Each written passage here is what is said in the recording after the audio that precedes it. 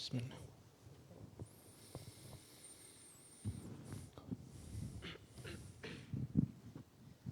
بسم الله الرحمن الرحيم. عن أبي عمارة البراء بن عازب رضي الله عنهما قال قال رسول الله صلى الله عليه وسلم يا فلان إذا أويت إلى فراشك فقل اللهم أسلمت نفسي إليك ووجهت وجهي إليك وفوضت أمري إليك وألجأت ظهري إليك رغبة ورهبة إليك لا ملجأ ولا منجى منك إلا إليك آمنت بكتابك الذي أنزلت ونبيك الذي أرسلت فإنك إن مت من ليلتك مت على الفطرة وإن أصبحت أصبت خيرا متفق عليه. Al-Bara bin Azib radiyallahu anhuma said, Messenger of Allah sallallahu alayhi wasallam asked me to recite whenever I go to bed, Allahumma aslamtu nafsi ilayk wa wajjahtu wajhi ilayk wa fawwadtu amri ilayk wa alja'tu dhahri ilayk raghbatan wa rahbatan ilayk la malja'a wa la manja minka illa ilayk آمنت بكتابك الذي أنزلت ونبيك الذي أرسلت. O Allah, I have submitted myself to you, I have turned my face to you, entrusted my affairs to you, and committed my back to you, out of desire for you and fear of you, expecting your reward and fearing your punishment. There is no refuge and no place of safety from you, but with you. I believe in the book you have revealed and in the prophet you have sent. Messenger of Allah sallallahu alayhi wasallam said that if anyone recited these words and died that night, he would die in the true religion. In case he remains alive till morning, he will obtain good. Al-Bukhari and Muslim.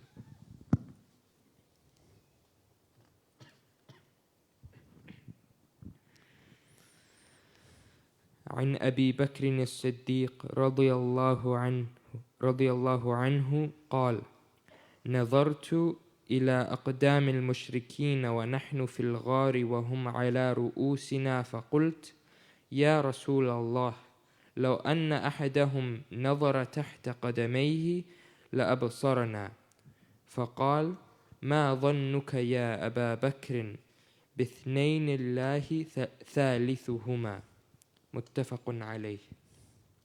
Abu Bakr as-Siddiq radiyallahu anhu said, when Messenger of Allah sallallahu alayhi wasallam and I were in the cave of Thawr, and I saw the feet of the polytheists who were above us at the mount of the cave, I submitted, O Messenger of Allah, if one of them were to look down below his feet, he would see us. He sallallahu alayhi wasallam said, O Abu Bakr, what do you think of two whose third is Allah? Al-Bukhari and Muslim. Okay. Very good. Bismillah ar-Rahman ar-Rahim. This is Hadith number 80 and Hadith number 81 from chapter 7, which is having firm belief and yaqeen and tawakkul upon Allah.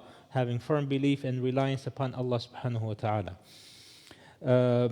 In it is the first hadith narrated by al-Bara ibn Azib radiyallahu anhu, in which he was told by the Prophet sallallahu alayhi wasallam that when you go to your bed, make sure that you recite this particular dua. There are other narrations in which the Prophet sallallahu alayhi wasallam also told him a couple things before, such as make sure you make wudu the way you are making wudu for salah. And when you are going to bed, you lie down on your right hand side. Meaning you begin to lie on your right hand side, on your right side rather. And so, but in this particular version, this is left out and it's not mentioned. And in it we find so many benefits when a person does make wudu and he lies down, because the Prophet ﷺ, he says in another hadith that a person who goes to sleep in wudu, then his soul will go ahead and submit itself by making sajda to Allah subhanahu wa ta'ala. And it will remain like this until he wakes up. Can you believe it? Our soul goes and is making sajda to Allah. That means we are in the state of wudu and we are in the state of worship even though we are sleeping. Whereas a person who goes to sleep without wudu, then he's just wandering around as if he's lost. And so this is an encouragement for us that we should go to sleep in wudu. In fact, even a person who has relationship with his spouse, with his wife, the Prophet ﷺ encouraged that if you cannot make ghusl, at least make wudu. If you cannot make ghusl, at least make wudu. So this making wudu right before going to bed, or if you have wudu, rather you don't have to make wudu if you already have wudu. The point is you go to sleep in a state of wudu. And then you start off by going to sleep on your right hand side, and there are so many du'as that you can recite. There's many du'as. Surah Al-Mulk, for example, is one of them. Ayatul Kursi is another one. The last two verses of Surah Al-Baqarah is another one. What else? 33 times Subhanallah, 33 times Alhamdulillah, 34 times Allahu Akbar. This is very important that we say it. Over here, the Prophet ﷺ, also it does not mention in this particular version. In another version, it says, let this be the last thing you recite. Let this dua be the last thing. Who knows, just from a show of hands, who knows this dua? Who knows this particular dua? Okay. And so, please, brothers and sisters, memorize this and teach it to your kids. Why? Because look at what the Prophet ﷺ says. If you die that night, we're going to die. Either we're going to die in the morning or we're going to die at night. Is there any in between? No. Morning, not morning in the sense that early in the morning and not in the afternoon. Like it's either daytime or nighttime. So if you die in the nighttime, you will die upon the religion of Islam. What a beautiful glad tidings that is. One of the fears I personally have, and this is a fear that even some of the prophets had for their own kids who were prophets themselves, and that is to die upon the religion other than Islam. Imagine your whole life. You're worshiping Allah, you're doing all of this, and then you die upon the religion because shaitan, he exerts all of his efforts. May Allah protect us all. This is a guarantee you will die upon the religion of Islam. Because the Prophet ﷺ, he says that you will die upon the fitrah, meaning the natural instinct or the natural disposition.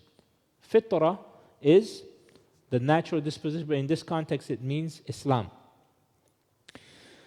So very briefly, let's go over some of the meanings of it. So you say Allahumma, O Allah. The meme is for what? The word is actually Allah. The meme is added for what? The meme is added by saying, O Allah, I ask you through all of your beautiful names. But because we don't know them, or we are lazy to go ahead and ask Allah through all of them, we are saying, Oh Allah, I'm asking through all of your names. Aslamtu nafsi ilayk. Oh Allah, I have submitted myself to you. What does that mean, I have submitted myself to you? It means that anything you have commanded, I have submitted myself to you. Anything you have prohibited, I have submitted myself to you. وَفَوَّضْتُ أَمْرِي إِلَيْكَ. I have turned my وَوَجَّهْتُ وَجْهِي إِلَيْكَ. I have turned my face to you. What does this mean? That, oh Allah, whatever you say, not only is my face, my whole body is going to be involved. in those commandments, in doing those commandments and abstaining from those prohibitions. وَفَوَّضْتُ أَمْرِي إِلَيْكَ, and I have entrusted my affairs to you, meaning I have depended upon you after having taken the necessary precautions and the necessary means. تَوَكَّلْتُ عَلَيْكَ فِي أَمْرِي كُلِّهِ, I have made reliance upon you for everything. وَأَلْجَأْتُ ظَهْرِي إِلَيْكَ, over here the translation says, and committed my back to you. And committed my back to you. What does that mean? That means, oh Allah, after taking those necessary means in order for me to do a few things, then I depend upon you. وَأَلْجَأْتُ ظَهْرِي إِلَيْكَ, then I am putting my back, and committed my back to you. It means that after all of these, me taking the means to do it, whatever it is, and then depending upon you, and then entrusting you to look after it, then, oh Allah, save me. Save my back. Save me from any of the negative ramifications of those asbab, those means that I have taken. Does that make sense? Does that make sense? That, oh Allah, once I have done all of these things, and then I entrusted it upon you to take care of them, and I have relied upon you, the means that I took, oh Allah, save me from the consequences of those means, the asbab that I took. رَغْبَةً وَرَهْبَةً إِلَيْكَ. Raghba, it means out of, I'm doing all of this, I'm entrusting all of my affairs to you, I'm turning myself to you, I'm turning my back, or committing my back to you, I have submitted myself to you. All of this I am doing raghbatan, out of love for you, wa rahbatan, out of fear of you. So now you have both fear and love that we have. We're doing all of this out of fear and out of love and fear of Allah subhanahu wa ta'ala. And then it says, لا ملجأ ولا منجا منك إلا إليك. That there is no refuge, لا ملجأ ولا منجا, and there is no refuge and there is no safety from you except in you. What does that mean? Oh Allah, أين المفر? If I run, where am I going to run? Where am I going to run? If we all run, can we run from the punishment of Allah? We cannot run away from the punishment of Allah. So where are we going to run? Imagine the punishment, may Allah protect us all. Imagine the punishment of Allah is coming. Where are we going to run? There's no way any of us can run except to Allah. Look at Nuh, Prophet Nuh alayhi salam, his son. He was running away from the punishment of Allah, and he was telling his son, come to Allah.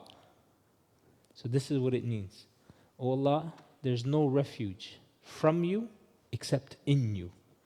You know, we say, أعوذ بالله من الشيطان الرجيم, right? We are seeking refuge with Allah from who? From shaitan. You know, there's another dua in which we say, oh Allah, I seek refuge with you from you. Meaning what? I seek refuge with Allah from Allah. Well, how is that? Huh? From His punishment and His anger. We're seeking refuge with Allah, in Allah, from Allah. This is very deep. That means our hope. We have no choice, brothers. We have no choice but to depend upon Allah. Which is good. Do you want any other choice, brothers? Huh? If my only choice was to depend upon Allah, that's good enough for me. Because I'll tell you this, every single person will let you down, every single person will upset you, every single person will disappoint you, and they're going to backstab you, everyone.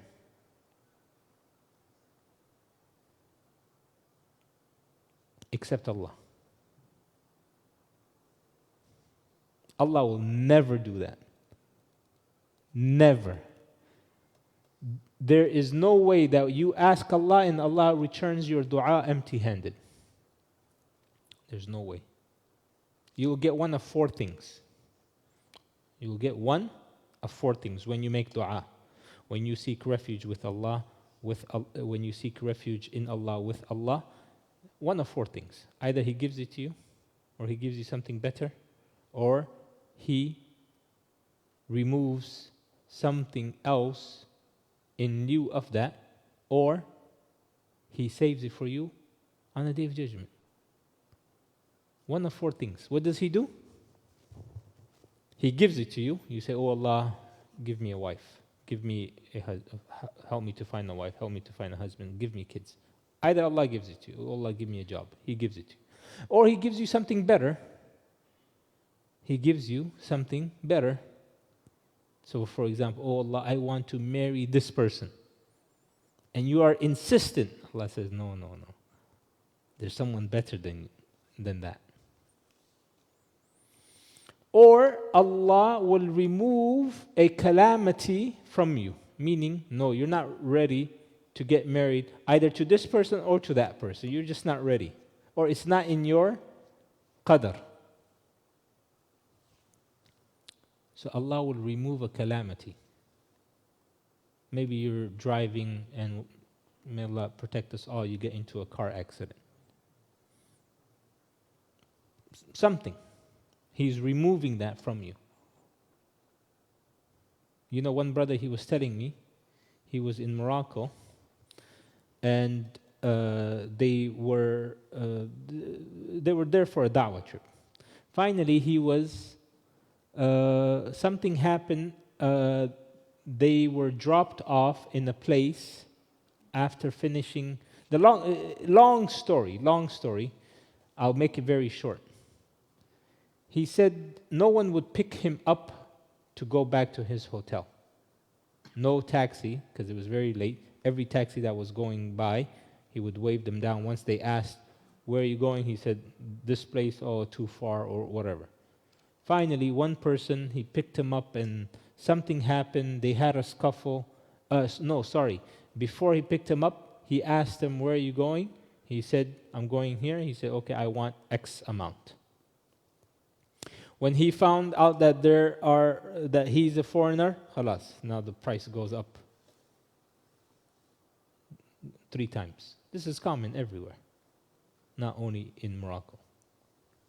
So he took some sand, because they've been waiting for a taxi for 1 hour, and you can imagine the frustration. He took some sand, just regular sand, not pebbles, he took some sand and he threw it at the windshield. He said, I don't know what came over. And he's a scholar. He said, I don't know what came over me. We're all human beings. And so he got so upset, he threw it at the windshield, and the windshield broke.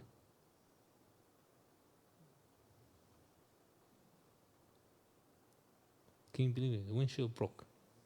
It's just sand. Anyway, upon reflection later on, one of the people, they told him, what if you hit him in his eye? What if you hit him in his eyes? What do you think is going to happen to his eyes? That's it. You have caused this person to go blind. And now you have to pay hundreds of thousands, if not millions of dollars in damages. And you'll be in jail. And you'll be this and this. He said, I felt so embarrassed. But what is the point he was making? He said, when we are making these du'as to Allah, Allah is actually protecting us, and we don't even know it. All we know, oh Allah, I asked you, why didn't you accept my dua? Kind of mentality. Do you guys understand? There are so many dangers, and there's so many stuff that is directed at us. Allah is protecting us from those things through our du'as and our salah. and we don't even know it, and we're just so concentrated, and we are thinking that, no, I made dua and Allah, He didn't answer it. How do you know? Allah will definitely answer it, but it's according to how Allah wants to answer, not according to how you want to answer it. And so then he's saying, رَغْبَةً وَرَهْبَةً إِلَيْكَ لَا مَلْجَأَ وَلَا مَنْجَ مِنْكَ إِلَّا إِلَيْكَ آمَنْتُ بِكِتَابِكَ الَّذِي أَنزَلْتَ. I believe in the book that you have revealed. وَنَبِيِّكَ الَّذِي أَرْسَلْتَ, and upon the prophet that you have sent down. And so this is just a brief explanation with regards to this beautiful dua. Please, brothers, memorize this, teach it to your kids, repeat it often. And this should be the last thing, meaning once you have recited everything that you need to recite, go ahead and recite this and then just go to sleep. Don't talk afterwards. If your spouse says, can you go do this? Or she asks you a question, khalas, then recite this again. Why? Because this should be the last thing you recite, according to the instruction of the Prophet ﷺ. Yeah, maybe she would wake you up and say, Ibrahim, you're married? No, you're not married? Huh? What do you mean, alhamdulillah? We have to find Ibrahim a wife. Yeah, you will get this, but make sure, inshallah, this is the last thing you say. This is the last thing you say. After you've said, I love you and everything, then you have to say this one as the last thing. Okay? All right. And the last hadith is the hadith of Abu Bakr radiallahu anhu, in which he's mentioning what happened to him and the Prophet sallallahu alaihi wasallam when they are in the cave of Thawr. In the cave of Thawr, the mushrikeen are after them from Mecca, and they're chasing them. They had 200 camels as bounty upon the Prophet ﷺ, 100 camel bounty upon Abu Bakr radiallahu anhu. So they went to Thawr. What happened? The Prophet ﷺ, he's supposed to travel north. He's supposed to travel north to Medina. No, he traveled south. And then he went like this. So he made a loop. So some of the mushrikeen, they were traveling north trying to get them. Others who were a bit smart, they said, what if he's going down south? So they went down south as well. And they got to a point where they last suspected this is where the footsteps end. Near a cave which is known as the cave of Thawr. And so they were at the mouth of a particular entrance in which, if they were to look down like this, they would see the feet of Abu Bakr and the Prophet ﷺ. And this shows us, look at the strength of the Prophet ﷺ's tawakkul upon Allah. They did whatever they could in terms of taking the means. The rest is upon Allah. And Abu Bakr, he is scared. He's not scared for himself. He's scared for the Prophet ﷺ. So the Prophet could sense that. And he told the Prophet, "O Prophet of Allah, if they just look down, they can see us." And the Prophet ﷺ, he's giving him this tarbiyah. This is a tarbiyah, a discipline on how to have tawakkul upon Allah. He says, what do you think about two people whom the third is Allah? What do you think about two people whom the third is Allah? And also in the Quran, he says, he narrates another discussion that they had. لا تحزن إن الله معنا. Don't grieve or don't be afraid, because Allah, He is with us. When Musa alayhi salam, he hit the dead end, behind him is Fir'aun and in front of him is the Red Sea, his people said the exact same thing. But what do you think Musa alayhi salam, he said? What do you think he said? He told his people, said, look, we are doomed. He said, no, we are not doomed, because Allah, He is with me. He made it only about me. Musa alayhi salam, he said, Allah, He is with me. Why? Because Allah subhanahu wa ta'ala, because of the tawakkul of Prophet Musa alayhi salam. Whereas for this ummah, to have that tawakkul upon Allah, He said, Inna Allaha ma'ana. Allah is with all of us. if you have that tawakkul. If you have that tawakkul upon Allah. May Allah make us from amongst the mutawakkilin, those who rely upon Him the way He deserves to be relied upon. May Allah allow us to submit all of our affairs to Him and to entrust our affairs to Him and seek refuge and safety in Him from the evils within ourselves, from the evil that is present in this world, from the evil and tricks of shaitan, and from the evils of his whispers, and from the evils of mankind and jinnkind, and from the evil of wealth and all the haram that's out there. May Allah protect us and our families. Subhanakallahumma bihamdika ashhadu an la ilaha illa anta astaghfiruka wa atubu ilayk.